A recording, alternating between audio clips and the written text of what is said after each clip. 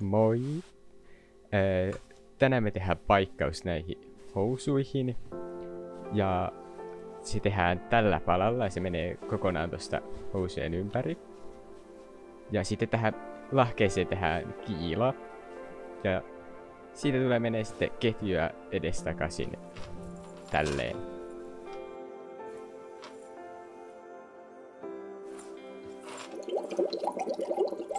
Aloitetaan siitä, että puretaan nämä ompeleet.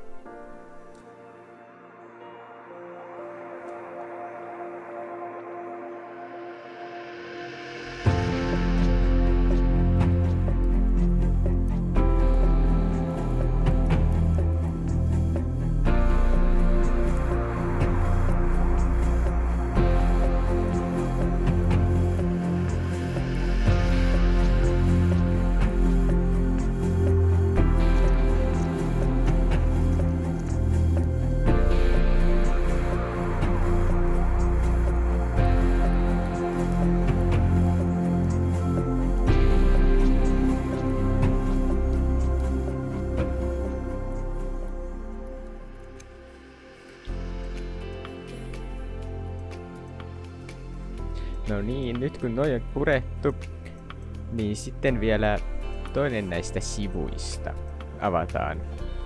Ja se on tämä sivu tässä.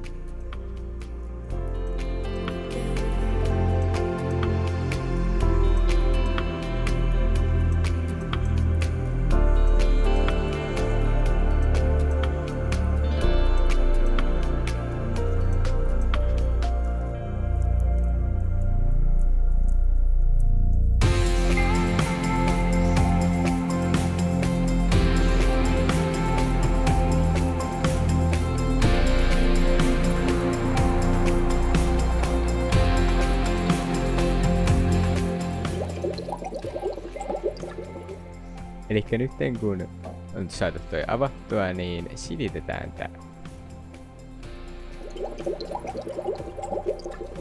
Nää kaksi reunaa laitetaan yhteen ja sitten merkataan niiden vastakkaiselta puolelta toi sauman kohta tuolla lyijyllä.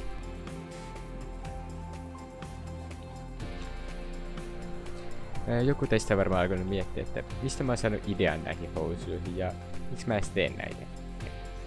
Se syy miksi mä teen näitä on se, että mun housut meni rikki, joten mä päätin korjata ne. Se idea niihin kiiloihin tuli kun mä olin kävelyllä ja aloin miettiä, että mitä mä tekisin noilla housuilla. Sitten mä tuli vaan mieleen, että ketjut on aika siistei, miten mä voisin käyttää niitä esimerkiksi. Sitten mä keksin, että jos mä teen kiilan, niin sitten mä voin käyttää sitä taustana sille ketjulle, että se tulee näkyville hyvin. Jossa näitte mun ottavan lankoja. Ja nyt mä oon laittamassa niitä ompelukoneeseen.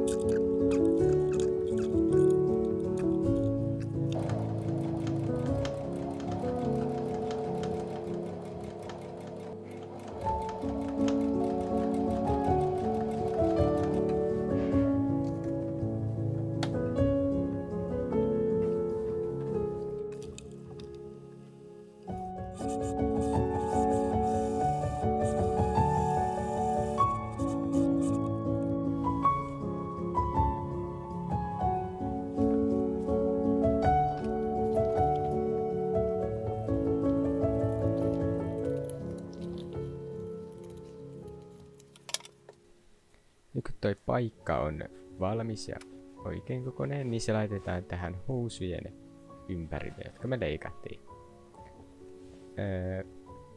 Laitetaan nuppineuloilla se kiinni.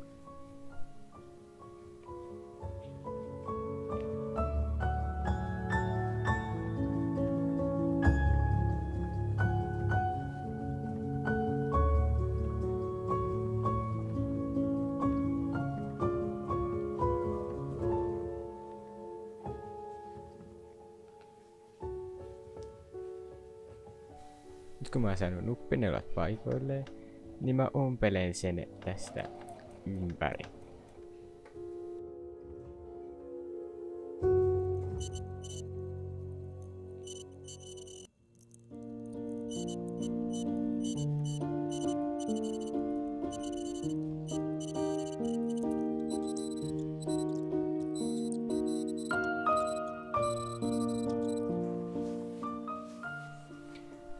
Nyt kun me ollaan ommeltu toi, niin me laitetaan tää housusta ylijäämä pala tähän, joka on se lahje, niin samalla tavalla tuohon housujen päälle ja ommellaan se samalla tavalla, kun toi paikkapala.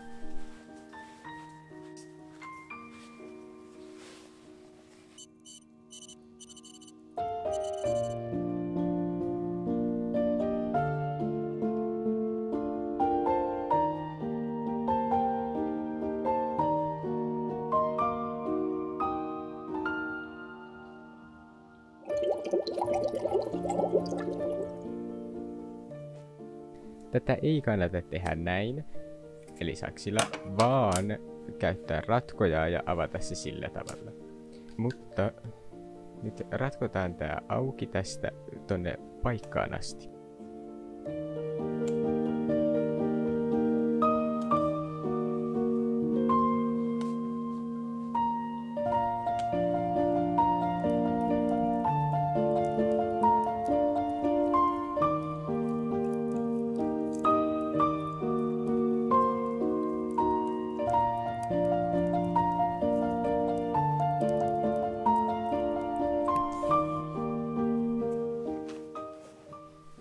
Tämän jälkeen me leikataan nyt toi kiilapalan materiaali toisista housuista.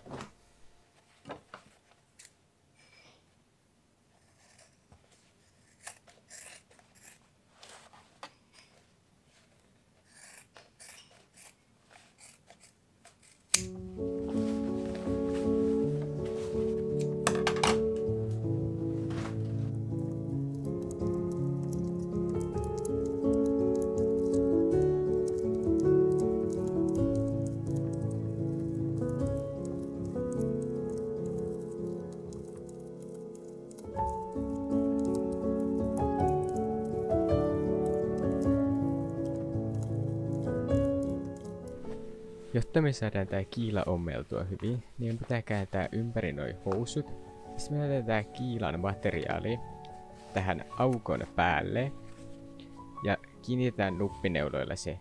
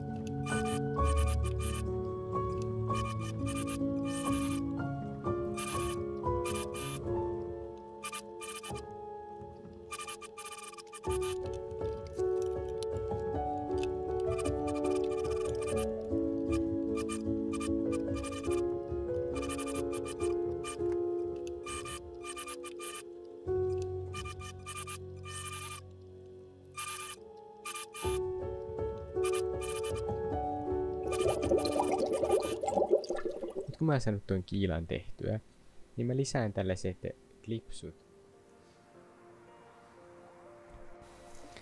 Mä laitan nämä klipsut tasaisin välein jokaiselle puolelle tätä kiilaa, jotta mä voisin laittaa ketjun siitä meneen ees takas. Tässä videolla ei näy, mutta mä lisäsin vielä tohon kolmion kärkeen yhden klipsun ja myös sitten tänne ylös yhden. Näiden välille sitten tulee yksi pitkä ketju.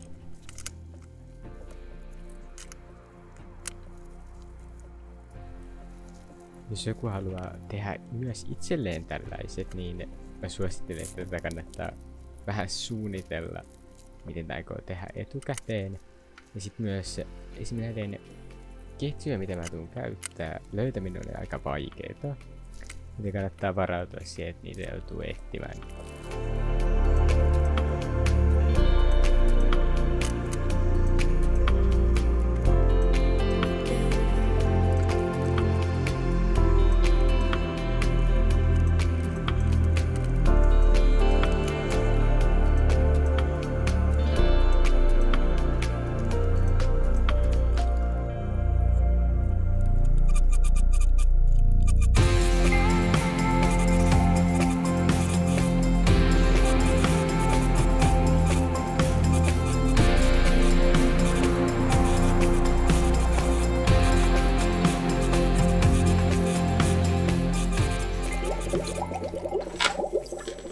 Nyt ollaan ihan viime metreillä.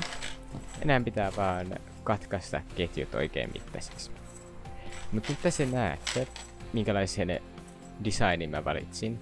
Mä valitsin tämän sen takia, että tästä mä oon varma, että mä voin vielä muokata tätä jälkeenpäin, jos mä en enää pidäkään tästä tyylistä.